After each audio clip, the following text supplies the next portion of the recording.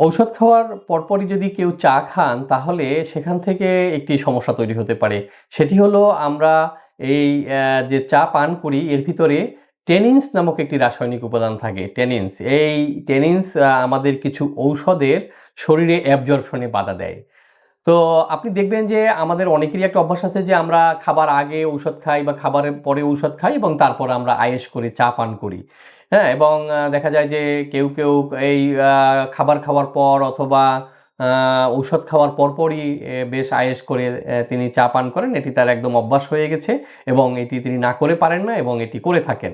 হ্যাঁ? বিশেষ করে সকালে ব্রেকফাস্টের আগে পরে তো ঔষধ থাকে এবং ব্রেকফাস্টের সাথে অনেকেরই চা থাকে।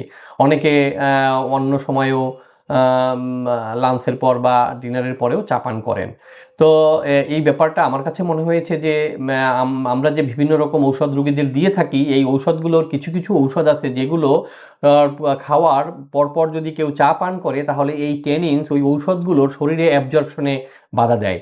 হ্যাঁ? তিনি টাকা খরচ করে কষ্ট করে ঔষধ খাচ্ছেন কিন্তু ঔষধটি পুরো মাত্রায় শরীরে অ্যাবজর্ব হয় না, মানে শোষিত হয় না, রক্তে যায় না। যার কারণে আপনি ঔষধ থেকে কার্যকারিতা কম পাবেন। তো আমরা হয়তো দিনের পর দিন এটি করে যাচ্ছি এবং আমাদের ঔষধ আমরাও খেয়ে যাচ্ছি কিন্তু এই ঔষধের কার্যকারিতাও আমরা পাচ্ছি না।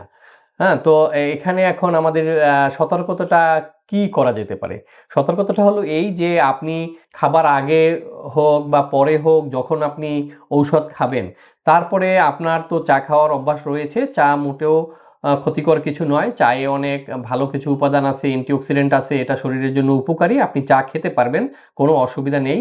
কিন্তু আপনাকে যেটি করতে হবে, আপনি যে যখন ঔষধ খাবেন, ঔষধ খাওয়ার আ আগে যদি আপনি চা খেতে চান তাহলে ১ ঘন্টা আগে সেটি খেতে হবে।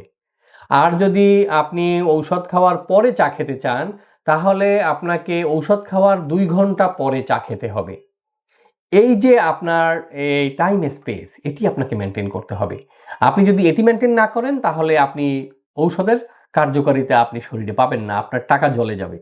টাকা নষ্ট হবে এবং আপনার যে কারণে আমরা ঔষধটা দিয়েছি সেই রোগটাও আসলে আ দেখা যাবে যে সঠিকভাবে সমাধান হবে না বা চিকিৎসা হবে না বা আপনি রোগমুক্ত হবেন না।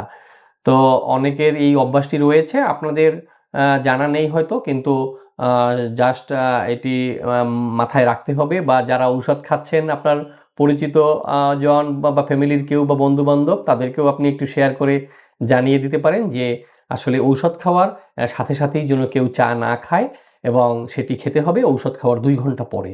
হ্যাঁ? অথবা আ যদি আগে খেয়ে নিতে চান তাহলে ১ ঘন্টা আগে খেয়ে নিবেন। তাহলে আপনার আ ঔষধটি এই চায়ের টেনিনস অ্যাবজর্পশন এ আর হ্যাম্পার করতে পারবে না।